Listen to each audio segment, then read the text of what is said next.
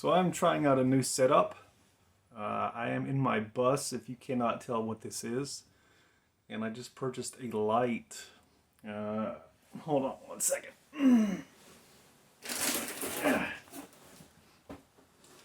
One of these things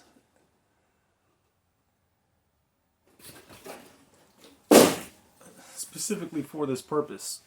So that I can, well, not specifically for recording in my bus at night, but kind of being able to adjust light when I need it. But I like the idea of making professional type videos. I think that I would like to make movies.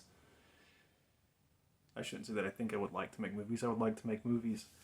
And that sort of thing. So I'm not saying that this is my attempt at making a movie, but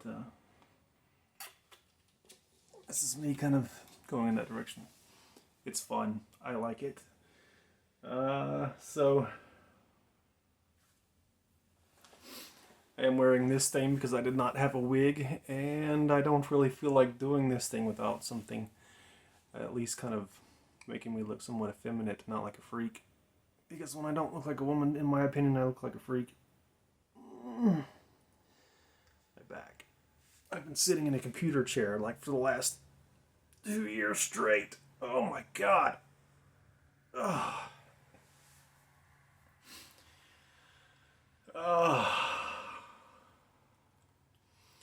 So,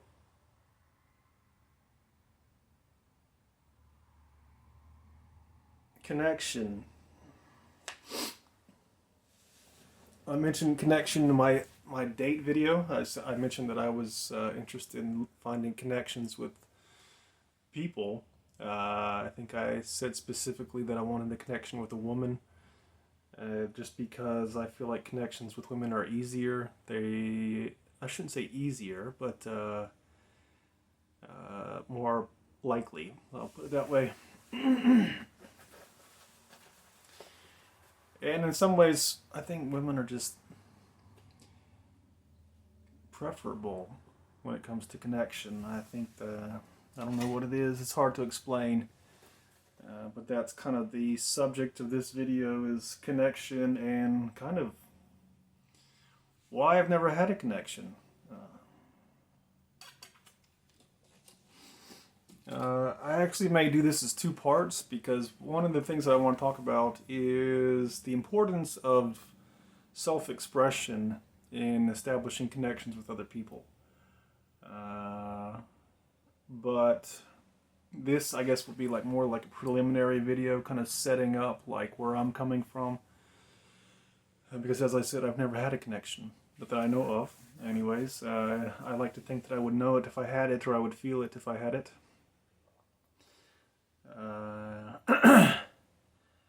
I would say it's hard to pinpoint exactly when in my memories I realized that I was in want of a connection.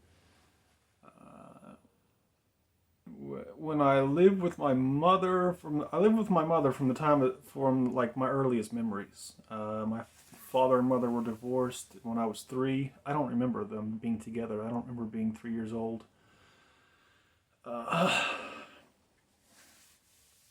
So I lived with her. If she and I had a connection, I would say that it was very strained.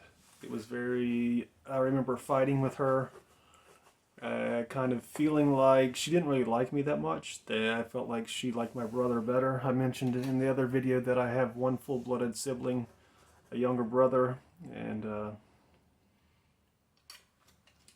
I felt like she liked him more, and they seemed to get along a lot better. Had a good time. She and I just did not have a good time. I don't remember ever like being with my mother and laughing, or being with my mother and just feeling like she loves me. So that may have been why I got in a fight with my brother. It wasn't really a fight. I took a grocery cart wheel, and we were playing tic-tac-toe on the sidewalk with the grocery cart wheel, because it made black marks on the concrete. And he cheated. I took the wheel from his hand and I threw it at him and hit him in the back, right square in the spine. I'm sure it didn't feel good, but that was it. Yeah, she sent me away, and I never lived with her again. And so I do. It was certainly after that that I kind of remember at least thinking that I don't have connections with anybody. I don't feel connected. I don't feel integrated. Was how the word I used to describe it with. But also I used to describe it. I think from around the time that I was kind of in my 20s, I described it as there was a house which was my dad's new family, and then I was like a shed that was out back, that I wasn't actually part of the house, or I was like an addition to the house that wasn't quite fully integrated to the house. I like the shed example better, the shed metaphor better. That's what I felt like. I felt like just to tag along, like I wasn't really wanted there. It seemed kind of like my dad was kind of preoccupied with his new marriage, and his wife wasn't so much. I don't think she wanted me there all that much, but that's not unusual, I don't think.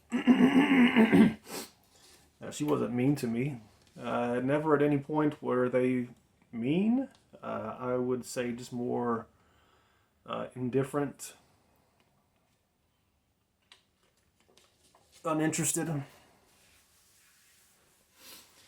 and that's how it went through my entire life. I do believe that in high school I did have one opportunity to make a friend. I shouldn't say an opportunity. I probably had lots of opportunities to make friends. But I did not have any connections. I did not feel connected.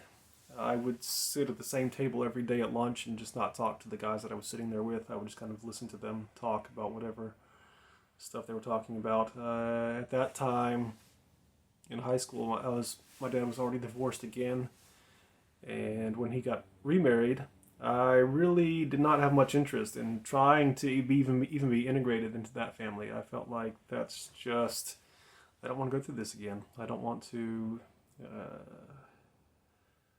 endure this again. And so there was no attempt from the new family to like connect with me or me with them. I did not reach out to my dad's new wife, or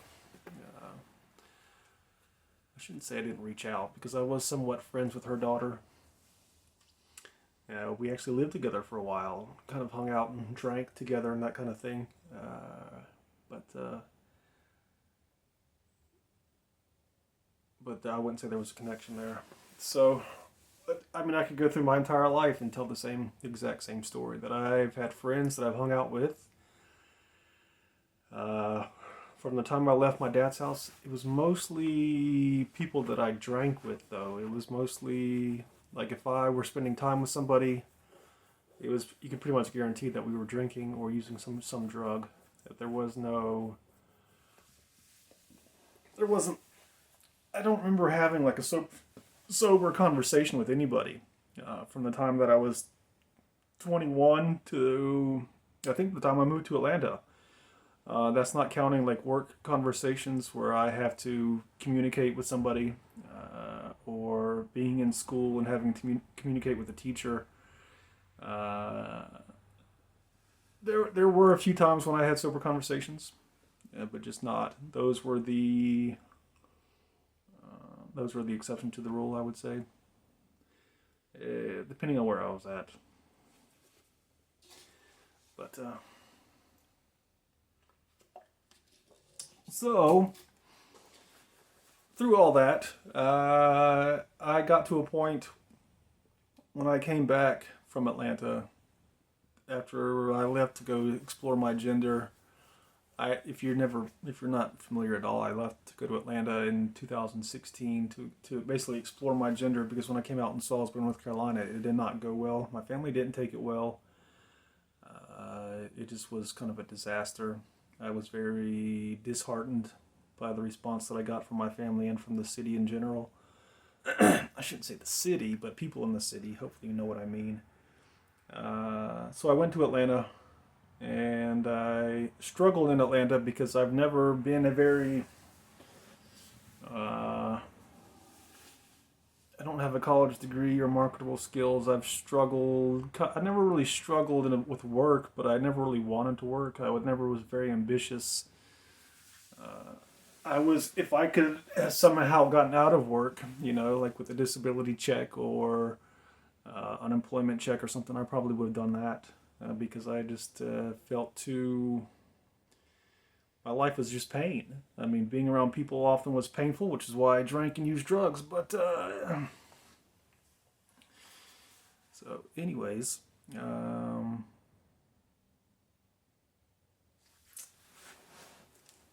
so I got back from Atlanta. When I got back, it was a little bit... my family was somewhat distant. I don't know how else to put it. For a long time after I came back, probably, I shouldn't even say a long time, I've been back 2 years and my family has not made any attempts to talk to me about the gender issue. I have talked to them about it. Like when I started taking hormones, I told them, hey, I'm taking hormones. But they knew why I went to Atlanta, and when I came back there was no discussion about it. So I mentioned that to my therapist, and that's kind of what I'm getting at here. Is I mentioned that to her, and she told me she saw that as a kind of a red flag. She thought that the family situation was probably potentially unhealthy, and what she told me was you need to seek connections outside your family. Don't try to seek connections inside your family. Seek connections outside your family. And I thought, well, that's probably a good idea. The only problem is I have no idea how to make connections with people. And because I've never had one. I've never had what I consider to be a real relationship with anybody. I don't have I don't have a, it's, where's the guidebook or the instructions for how to make connections with people? I spent the first part of my life in a family that just kind of could care less if I was there or not, and then every relationship I had after that with people was, like I said, mostly just sitting around drinking, using drugs, not really connecting. The people that I drank and used drugs with, I don't even talk to anymore. And the girl that I dated for 4 years, who we did drugs together all the time, I don't even talk to her anymore. There was no...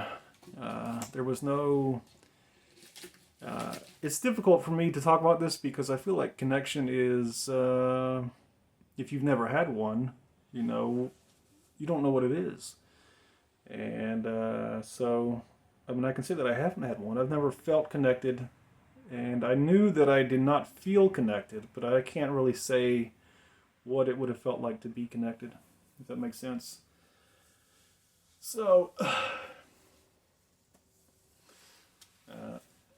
this, of course, will lead up to the next part of this video, which is has to do with self-expression, because what I feel like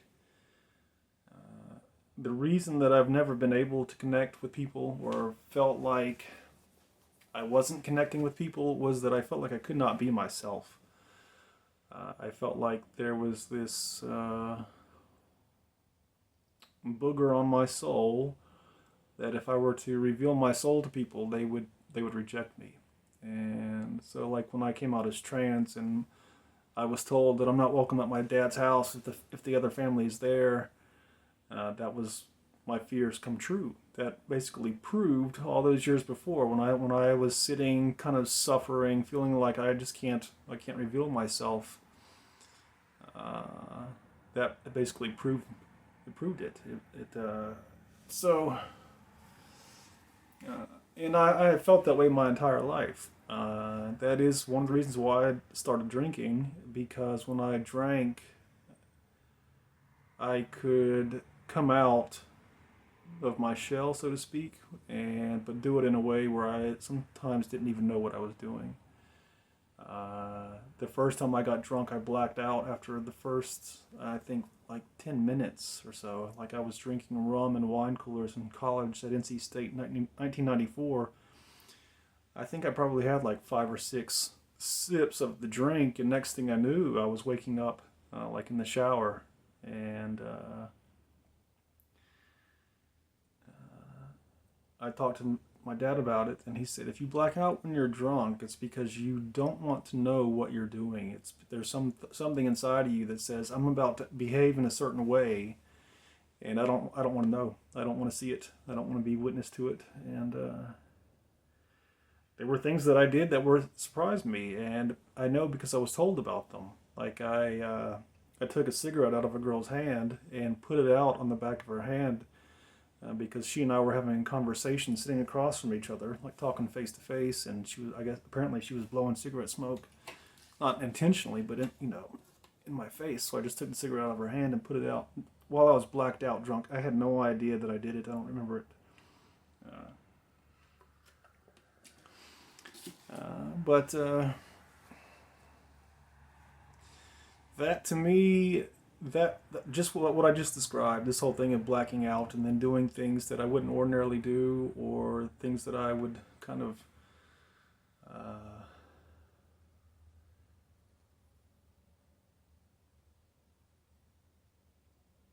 I wasn't necessarily ashamed of it. I was shocked by it. But I do feel kind of like that's why I don't have connections. That's why, and I'm not saying that if I were to go around putting out cigarettes on the back of people's hands that I would have connections. I'm not saying that. But I do feel like this monitor, this is how I described it to my dad once when I was talking to him. Anyways, you don't need to know all that, but it's like I had this security camera, kind of like in my head, and it basically monitors everything that I do and kind of checks it against this kind of rule book of how I'm supposed to be acting. And I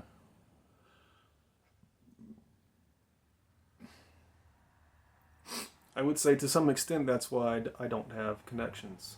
And that if I were to just guess or theorize as to why I don't have connections, I would say that's it.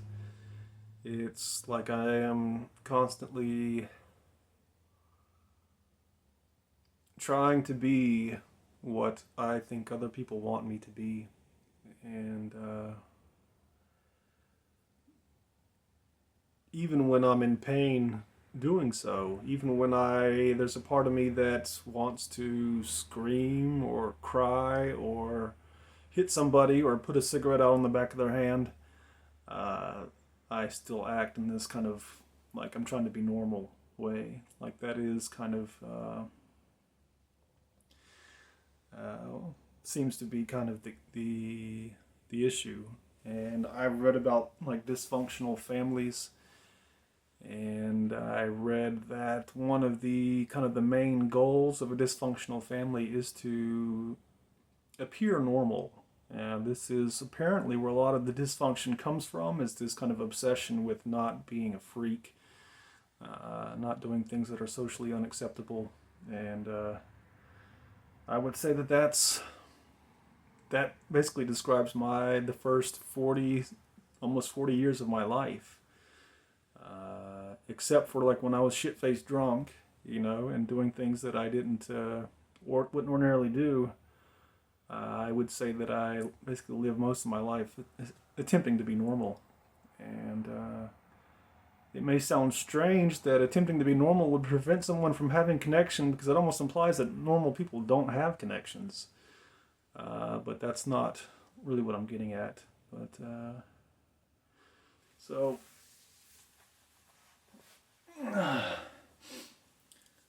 I may have kind of overlapped my second part of my video, but I'm going to go ahead and stop this and go to the second part.